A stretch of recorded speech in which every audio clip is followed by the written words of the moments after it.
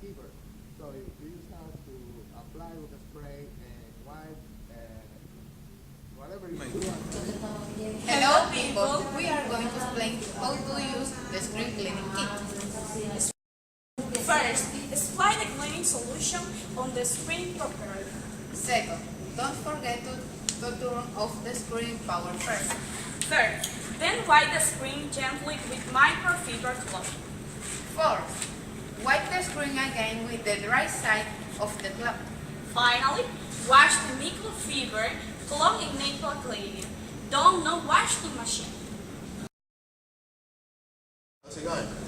I don't know what's the makeup is very dirty. Ah, I have a solution for you. Yes, where is that? It's a screen cleaning kit. You can clean your computer with this.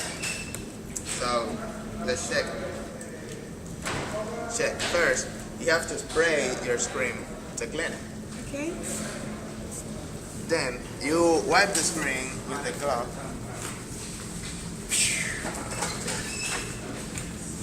Like this. And then you wipe it again with the dry side.